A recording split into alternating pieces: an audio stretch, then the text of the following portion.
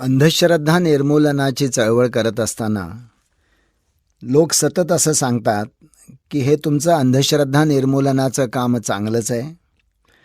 तुम्ही बुवा आणि बाबांना एक्सपोज करता हे योग्यच आहे. भूत नसतं आणि मानसिक आरोग्य याच्याबद्दल तुम्ही जी काही माहिती देता तीही चांगली आहे.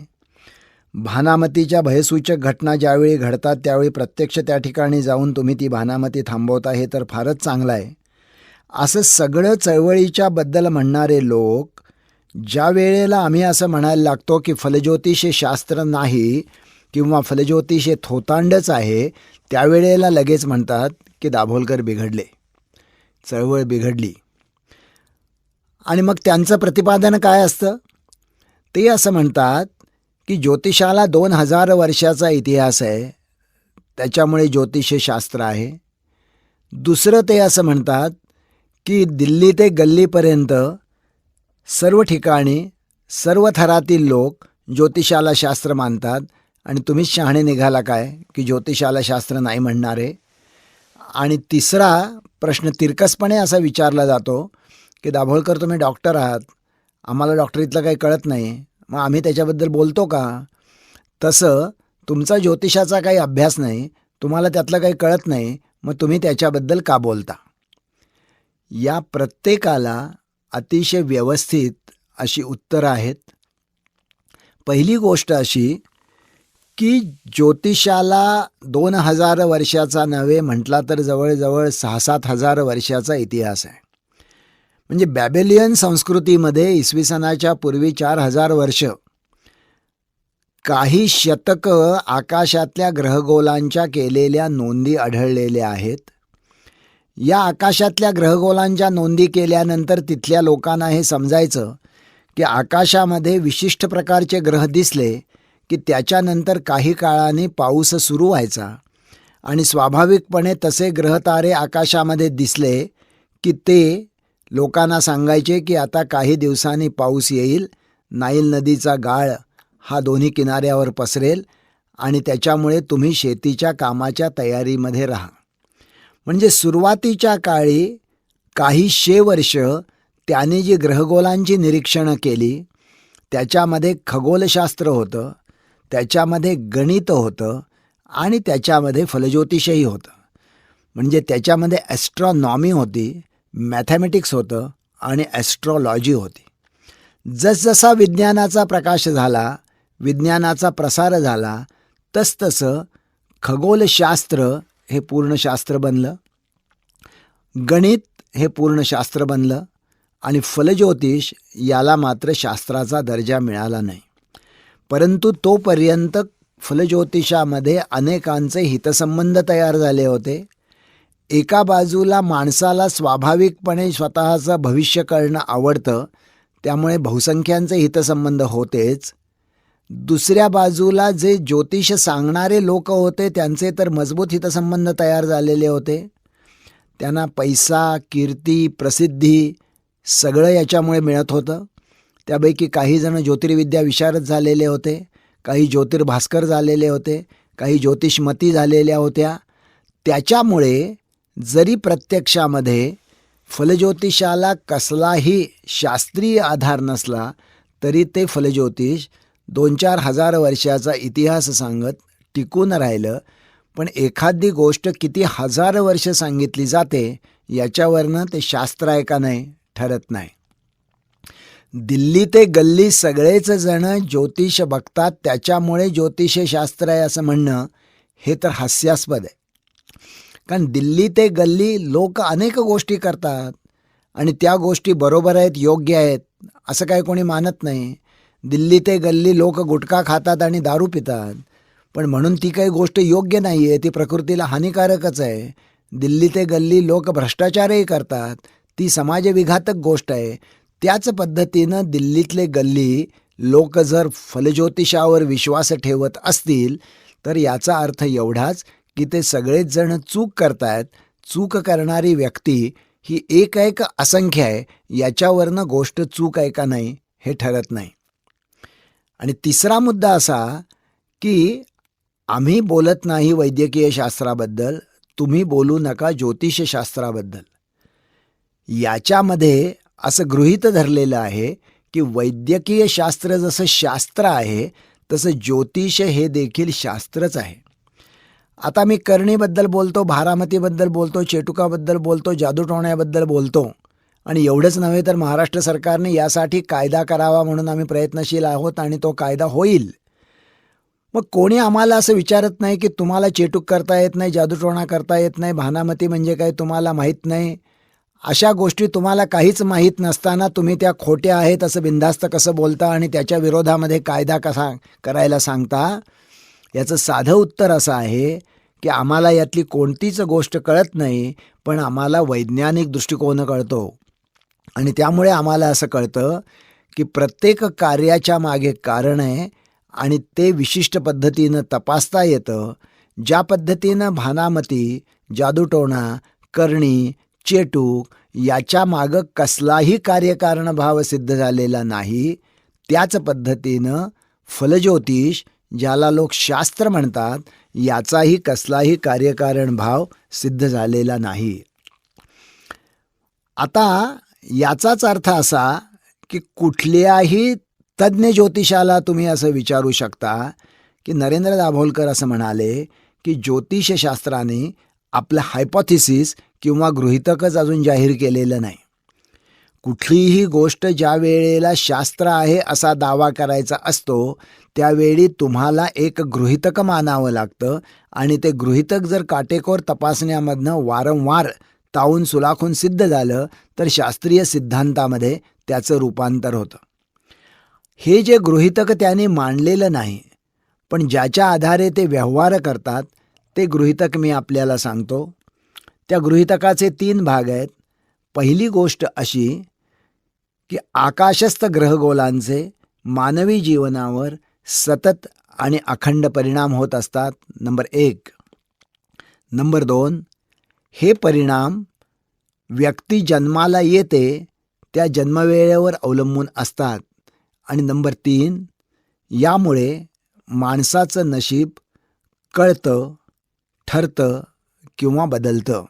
म्हणजे काही जणांना वाटतं की याच्यामुळे नशीब कळू शकतं फक्त, काही जणांना असं वाटतं की काही प्रमाणामध्ये ते बदलू शकतं आणि काही जणांना तर असंही वाटतं की नाही, ग्रहगोल तारेच तुमचे नशीब ठरवतात. ही 3 जी गृहीतकं आहेत, ही गृहीतकं जर आपण नीटपणे तपासली तर फलज्योतिष शास्त्र का नाही या प्रतिपादनाच्या मागं जे सत्य आहे ते तुम्हाला अधिक चांगल्या प्रकारे समजू शकेल. आता आकाशस्थ ग्रहगोलांचा मानवी जीवनावर अखंड आणि सतत परिणाम होत असतो. याच्यामध्ये प्रामुख्याने तो परिणाम आपल्या सूर्यकुलातले जे नवग्रह आहेत ते धरलेले असतात आणि मग नंतर नक्षत्र आणि राशी धरलेले असतात. आता जे नवग्रह तुम्ही म्हणता या नवग्रहांच्या पैकी स्थिती अशी आहे की एक तर सूर्य हा ग्रह नाही, तो तारा आहे. चंद्र हा ग्रह नाही, तो पृथ्वीचा उपग्रह आहे. राहू आणि केतू जे दाऊद गँगमधनं भरती केल्यासारखे खतरनाक ग्रह आहेत ते प्रत्यक्षामध्ये अस्तित्वात नाहीत, ते छेदनकक्षा किंवा संपातबिंदू आहेत. म्हणजे 9 पैकी 4 गोष्टी जर ग्रह म्हणून अस्तित्वातच नसतील तर मग 9 पैकी 4 म्हणजे 44% शास्त्राचा निकाल या ठिकाणीच लागतो. आणि याचंही उत्तर ज्योतिषाने द्यायला पाहिजे की जर तुम्ही चंद्र या उपग्रहाला धरलेलं आहे तर गुरुला आत्तापर्यंत 45 उपग्रह सापडलेले आहेत. मग त्या गुरुच्या उपग्रहांना तुम्ही तुमच्या कुंडलीमध्ये स्थान का देत नाही? त्यामुळे वस्तुस्थितीमध्ये नवग्रहांच्यावर माणसाचं जीवन अवलंबून असतं याला काहीही आधार नाही. मी अनेकदा अनेक ठिकाणी असं विचारतो की पृथ्वीवरील माणसाच्या दृष्टीनं सगळ्यात खतरनाक आणि सगळ्यात प्रभावी ग्रह कोणता? आणि याचं उत्तर बहुधा सगळीकडे शनी असं येतं, क्वचित काही ठिकाणी मंगळ असं येतं. परत परत हाच प्रश्न विचारला तरी देखील उत्तर असंच येतं. पृथ्वीवरच्या माणसाच्या दृष्टीनं सगळ्यात खतरनाक आणि सगळ्यात प्रभावी ग्रह आहे पृथ्वीच. पृथ्वी हा ग्रह आहे ना आपल्या नवग्रहामधला, आणि तुमचं आणि माझं सगळं जीवन हे त्या पृथ्वीवर ठरत असतं. शनीवर प्लॉटचा दर काय चाललाय, शनीवर पर्यावरणाची स्थिती काय आहे, शनीवर प्यायला पाणी मिळतं का नाही, याच्याशी तुमचा आणि माझा काही संबंध नाही आहे. तुमचं आणि माझं सगळं जीवन ज्या पृथ्वीवर ठरतं त्या पृथ्वीचा उल्लेख देखील तुमच्या कुंडलीत का नाही? मग ते असं म्हणतात की तो उल्लेख नाही, कारण पृथ्वी ही केंद्रस्थानी आहे. आता पृथ्वी नवग्रहाच्या केंद्रस्थानी आहे असं म्हणणं म्हणजे गॅलिलिओपासून किंवा कोपर्निकसपासून जयंत नारळीकरपर्यंत सगळ्या शास्त्रज्ञांना एका फटक्यात मोडीत काढणं आहे नंबर 2चा मुद्दा. परंतु अधिक खोलात जाऊन जर तुम्ही विचार केला तर तुमच्या असं लक्षात येईल की तुम्हाला ज्या वेळेला एखाद्या गोष्टीचा परिणाम बघायचा असतो त्यावेळी तो कसा तपासला जातो. समजा एखाद्या वनस्पतीचा काढा घेतल्यानंतर प्रकृतीवर काय परिणाम होतो हे जर तपासायचं असेल तर त्या वनस्पतीचा काढा काढून त्या संदर्भात ज्याचा परिणाम होतो अशा रोग्यांना तो देऊन त्याचे परिणाम बघावे लागतील. पण समजा 100 वनस्पतींचा एक काढा तयार केला किंवा 9 वनस्पतींचा एक काढा तयार केला आणि रोग्याला तो दिला आणि रोग्याला बरं वाटलं, तर कळू शकेल काय की कुठल्या वनस्पतीमधल्या कोणत्या गुण्यामुळे रोग्याला बरं वाटलं. अशीच गोष्ट नेमकी तुमच्यावर नवग्रह आणि तुमच्या राशी आणि तुमची नक्षत्र यांच्यावर तुमचा जो परिणाम होतो तो कुठल्या राशीचा, कुठल्या नक्षत्राचा, कुठल्या ग्रहाचा कसा परिणाम होतो हे जर समजून घ्यायचं असेल तर त्यावेळी बाकीच्यांचा परिणाम झाकून ठेवायला पाहिजे. अशी कोणतीच सोय जर नसेल तर अमुक अमुक शनी करतो, अमुक अमुक मंगळ करतो आणि तमुक तमुक गुरु करतो याला कोणताही आधार राहत नाही.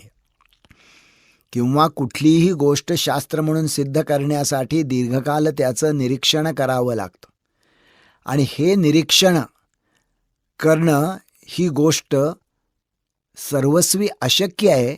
याचं कारण असं की एक तर तुमचे नवग्रह ते तर आहेतच, पण ते ज्या राशीमध्ये आहेत आणि ज्या नक्षत्रामध्ये आहेत ती नक्षत्र आणि राशी याच्यामधनं ते ग्रह वाट काढत चालतात असं आपल्याला सांगण्यात आलं. प्रत्यक्षामध्ये आपल्याला आता माहीत आहे की हे नवग्रह आणि त्याच्यानंतरची नक्षत्र आणि राशी याच्यामध्ये महाप्रचंड अंतर आहे. म्हणजे किमान 50,000 अब्ज मैलाचं अंतर याच्यामध्ये आहे.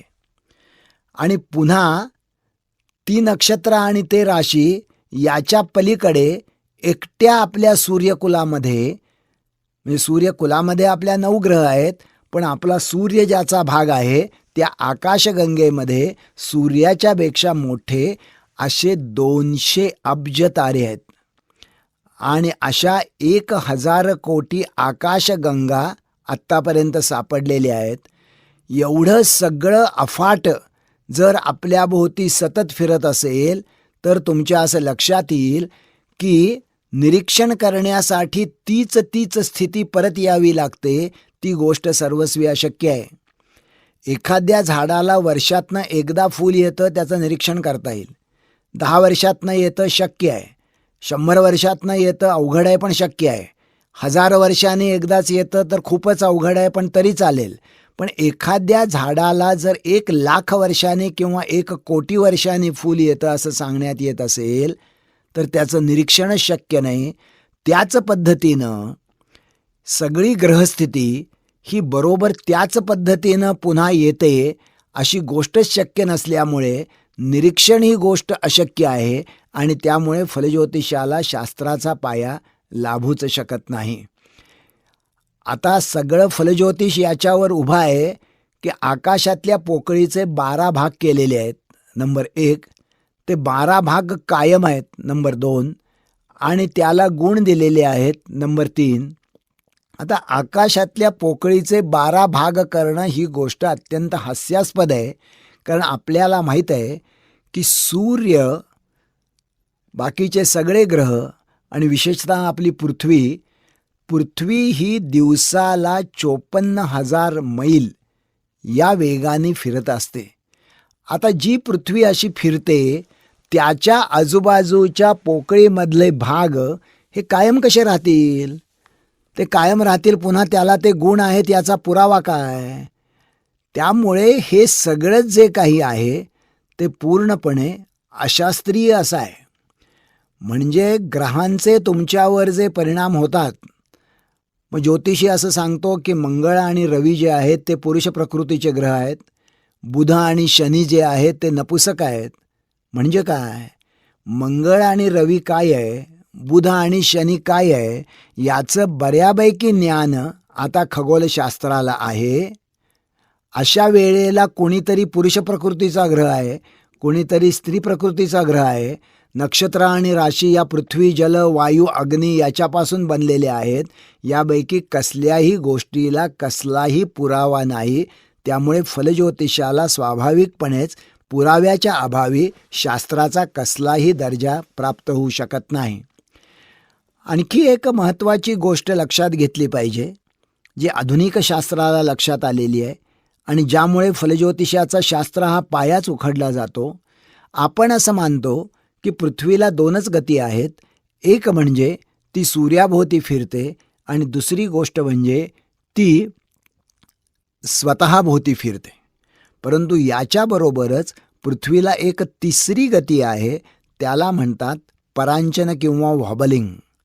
म्हणजे पृथ्वी सूर्याभोवती फिरते, पृथ्वी स्वतःभोवती फिरते आणि त्याच वेळेला भोवरा जसा स्वतःच्या आसाभोवती झोकांड्या खातो, त्याच पद्धतीनं पृथ्वी स्वतःच्या आसाभोवती झोकांड्या खाते. आणि त्यामुळे या परांचनामुळे, या व्हॉबलिंगमुळे 26,000 वर्षामध्ये पृथ्वी स्वतःच्या आसाभोवती एक प्रदक्षिणा पूर्ण करते, म्हणजे 360 अंशामधून ती फिरते. आता आज आस पृथ्वीचा ध्रुवाकडे आहे, जो 2000 वर्षांनी भोगा नक्षत्राकडे होणार. पण जर 2000 वर्ष ज्योतिष अस्तित्वात असेल तर याचा अर्थ असा की पृथ्वीचं परांचन एका घराने पुढं सरकलेलं आहे. म्हणजे पूर्वी जी वृषभ राशीची नक्षत्र होती ती खरं म्हटलं तर आता मिथुन राशीत आलेली आहेत आणि त्याचा पायाच बदलला आहे. ह्या सगळ्याचा जर विचार केला तर आकाशस्थ ग्रहगोलांचा मानवी जीवनावर सतत आणि अखंड परिणाम होत असतो. हे कथित ज्योतिषशास्त्राचं जे पहिलं गृहीतक आहे ते कोसळून पडतं. दुसरं गृहीतक आहे की हा परिणाम व्यक्तीच्या जन्माच्या वेळेवर अवलंबून असतो. माझी पत्नी स्त्रीरोगतज्ञ आहे. माझ्या हॉस्पिटलमध्ये महिन्याला 30-40 मुलं प्रसूत होतात. मूल प्रसूत झालं रे झालं आणि डॉक्टर बाहेर आले रे आले की 2 प्रश्न नातेवाईक विचारतात. पहिला प्रश्न, डॉक्टर मुलगा की मुलगी? हल्ली तो विचारत नाहीत, कारण गुपचूप सोनोग्राफी करून आधीच आलेले असतात. दुसरा प्रश्न असतो, डॉक्टर किती वाजले? आता रुग्ण हे माझे ग्राहक आहेत आणि मी एक व्यवसाय करतो, त्यामुळे मला माझा विश्वास असो वा नसो माझ्याकडे असलेल्या पेशंटला त्याच्या बाळाच्या जन्माची अचूक वेळ द्यावी लागते. आता जन्माची अचूक वेळ द्यायला माझी काही हरकत नाही, पण मी आपल्याला असं विचारतो, मी जन्माच्या 7 वेळा सांगतो, यापैकी कुठली वेळ अचूक आहे असं म्हणायचं? नंबर 1, स्त्रीच्या गर्भनलिकेमध्ये स्त्रीबीज आणि पुरुषबीज याचं ज्यावेळी मिलन होतं आणि नव्या जीवाची पहिली पेशी म्हणजे एम्ब्रिओ ज्यावेळी स्त्रीच्या गर्भनलिकेमध्ये म्हणजे फॅलोपियन ट्यूबमध्ये तयार होते, त्यावेळेला खरं म्हटलं तर नवा गर्भ जन्माला येतो. साधारणपणे 9 महिने 9 दिवस आधी, ज्याची वेळ नक्की कळणं कधीच शक्य नाही. मग ती जन्माची वेळ मानायची.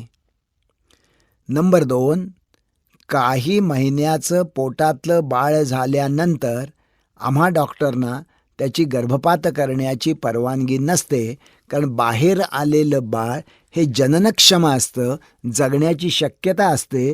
त्यामुळे ते जे बाळ असतं ते गर्भपात करून तुम्हाला मारता येत नाही. म्हणजे ज्या वेळेला कायद्याप्रमाणे जननक्षमता गर्भातील बाळाला प्राप्त होते ती त्याची जन्माची वेळ मानायची का आणि ती कशी काढायची? नंबर 2. नंबर 3, बाळाचा जन्म होतो. पण बाळाचा जन्म होतो म्हणजे काय रॉकेटचं उड्डाण नाही होत की काउंटडाऊन सुरू 3, 2, 1 बाळ जन्माला आलं. जन्म होतो याचा अर्थ बाळाचं डोकं आधी बाहेर येतं आणि काही वेळेला बाळाचे पाय बाहेर यायला काही मिनटं लागतात. अपवादात्मक परिस्थितीत अर्धा तास लागतो. मग मूल कधी जन्माला येतं? ज्या वेळेला मुलाचं डोकं बाहेर आलं त्यावेळी, का मुलाचं पाय बाहेर आले त्यावेळी? आणि मधी जो वेळ गेला त्याच्यामध्ये जर नक्षत्र बदलला तर कुठल्या नक्षत्रावर मूल जन्माला आला असं मानायचं?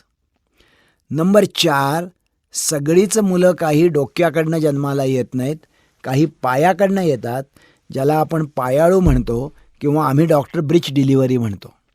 अशा वेळेला पुन्हा तोच प्रश्न येतो की मूल जन्माला कधी येतं? त्याचे पाय बाहेर आले त्यावेळी का त्याचं डोकं बाहेर आलं त्यावेळी? नंबर 5, जन्माला आलेलं प्रत्येक मूल हे आईच्या अस्तित्वाचा भाग असतं. ते आईशी वारेने किंवा नाळेने जोडलेलं असतं. आम्ही डॉक्टर ती नाळ कापतो आणि त्याला आईपासून वेगळं करतो. या जगातलं त्याचं स्वतंत्र अस्तित्व सुरू करतो. म्हणजे ज्या वेळेला त्या बाळाचं या जगातलं स्वतंत्र अस्तित्व चालू होतं त्यावेळेला ते जन्माला आलं असं मानायचं की नाही? मग मूल कधी जन्माला येतं? आणि नंबर 6, जन्माला आलेलं प्रत्येक मूल हे रडावंच लागतं. जन्माला आलेलं मूल जर रडलं नाही ना तर डॉक्टरला रडायची पाळी येते. त्यामुळे जन्माला आलेलं मूल रडलं नाही तर त्याचे पाय धरून त्याला उलटं करून त्याच्या पाठीवर आम्ही थपाटे लावतो. आणि आम्हाला कोणी असं म्हणत नाही की अहो तुम्ही काय निर्दयी आहे, आत्ता बाळ जन्माला आलं आहे आणि तुम्ही त्याच्या पाठीवर काय मारताय? कारण ज्या वेळेला बाळ रडतं टॅं करून त्यावेळी आपल्या दृष्टीनं ते रडत असतं, पण त्याच्या दृष्टीनं आईच्या अस्तित्वाचा भाग असल्यामुळे त्याची फुफ्फुसं जी आकुंचनं पावलेली असतात ती टॅं करून रडल्यानंतर या जगातला पहिला श्वास ते घेतं. म्हणजे ज्या वेळेला ते या जगातला पहिला श्वास घेतं त्यावेळेला ते जन्माला येतं. खरं आहे की नाही? मग मूल कधी जन्माला येतं? आणि एवढ्यानेच भागत नाही. आपल्याला माहीत आहे की ज्या स्त्रियांची नैसर्गिक प्रसूती होणार नसते त्यांना सिझेरियनचं ऑपरेशन सांगितलेलं असतं. आत्ता मला आठवतं की 2 महिन्यापूर्वीची गोष्ट आहे. त्या बाईचं पहिले सिझेरियन आमच्याकडेच झालेलं होतं. दुसऱ्या गरोदरपणासाठी तिने आमच्याकडेच नाव घातलेलं होतं. तपासणी नियमित होती आणि ज्यावेळी ती शेवटच्या तपासणीला आली त्यावेळी माझी पत्नी तिला म्हणाली की सगळं काही चांगलं आहे, तू उद्या सकाळी ये, भूल देणाऱ्या डॉक्टरला वेळ आहे, आपण उद्या सकाळी तुझं ऑपरेशन करून टाकू. तर ती पेशंट काही तयारच होईना. ती म्हणायला लागली त्याचं की नाही बाई, अजून की नाही बाई, 2 दिवस की नाही बाई, थांबलं तर की नाही बाई, चालेल की नाही बाई. तर माझी पत्नी म्हणाली की काय अडचण आहे, पैसे नाही आहेत का मालक परगावी गेलेत? ती म्हणाली नाही, तशी काही अडचण नाही डॉक्टर, मालकाने सुट्टी घेऊन ते इथंच थांबलेत, पैशाची तर काहीच अडचण नाही. मग माझी पत्नी म्हणाली अडचण काय आहे? ती म्हणाली अजून जर 2 दिवस थांबता आलं की नाही तर 2 दिवसांनी गुढीपाडवा आहे की नाही, म्हणजे 3.5 मुहूर्तापैकी एका मुहूर्तावर माझं बाळ जन्माला येईल की नाही. आता जर मुहूर्तावर बाळ जन्माला घालून त्याचं भविष्य आम्ही बदलणार असू तर मग आम्ही ब्रह्मदेवाचे बाप झालो ना. त्याच्यामुळे एक लक्षात घ्या की जन्माची वेळ याच्यावर आयुष्य ठरतं, ही एक फार मोठी अंधश्रद्धा आहे. समजा कुठल्याही एका ठिकाणी एकाच वेळेला 3 टेबलं ठेवली, 3 टेबलावर 3 दिवस भरलेल्या बायकांना झोपवलं.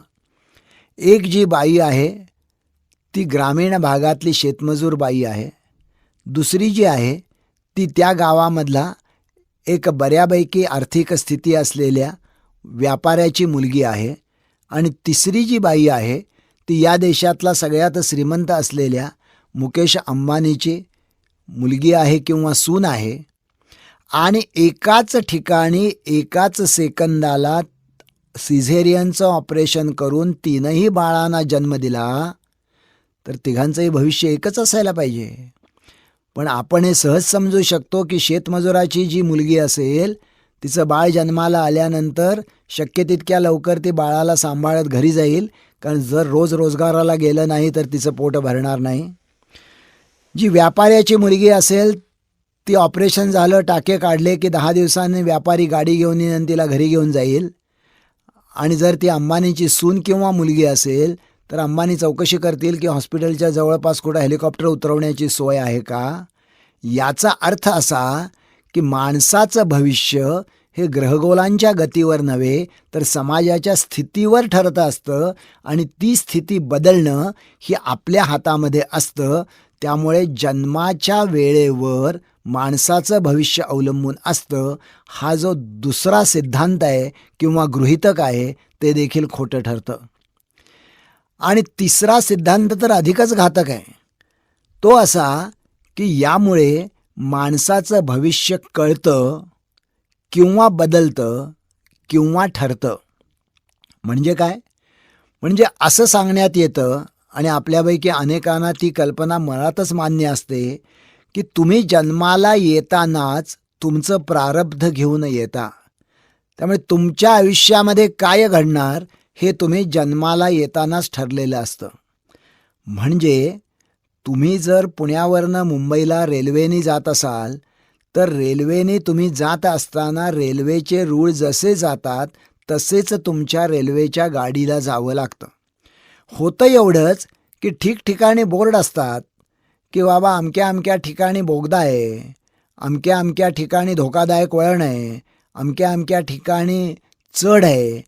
त्यामुळे गाडी असो किंवा रेल्वे असो ती ज्या रस्त्यावरनं जाते त्या रस्त्याला बदलता येत नाही, पण रस्त्यावर येणाऱ्या संभाव्य संकटाची पूर्वसूचना मिळू शकते. तुम्ही जन्माला आल्यानंतर तुम्ही जे प्रारब्ध घेऊन जन्माला येता ते बदलणं कुणाच्याही हाती नसतं. पण जसं रस्त्यावरून जाताना तुम्हाला कळतं की पुढे अपघाती वळण, काळजी घ्या, पुढे शाळा, गाडी काळजीपूर्वक हाका, त्याच पद्धतीनं तुमच्या आयुष्यामध्ये कुठला धोक्याचा कालखंड आहे, अपघात होण्याची शक्यता कधी आहे, तुम्ही कशाची काळजी घेतली पाहिजे, हे सगळं तुमचं ठरलेल्या ज्या आयुष्यामधल्या बाबी आहेत त्याचे संकेत तुम्हाला ग्रहगोलांच्या द्वारे दिले जातात. याचा अर्थ असा की तुमचं जीवन हे नियत असतं, प्रारब्ध ते घडवत असतं. आता असं म्हणणं म्हणजे माणसाचं माणूसपण एका फटक्यात मोडीत काढण्यासारखं आहे.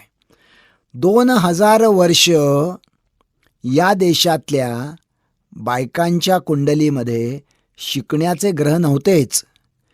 आणि सावित्रीबाई फुले जन्माला आल्या आणि एक चळवळ सुरू झाली आणि गेल्या 100-125 वर्षामध्ये सगळ्या बायकांच्या कुंडलीमध्ये भरा शिक्षणाचे ग्रह आले.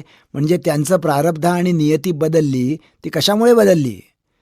ती ग्रहगोल ताऱ्यांच्यामुळे नाही बदलली, तर ठरवून ज्या वेळेला या देशाने असं ठरवलं की पुरुषाच्या बरोबर बाईला हक्क द्यायला पाहिजेत आणि बाईला शिकायला द्यायला पाहिजे, किंवा जे मृत्यूयोग पूर्वी येत होते आणि 30-40-50व्या वर्षी मृत्यूयोग होत होता.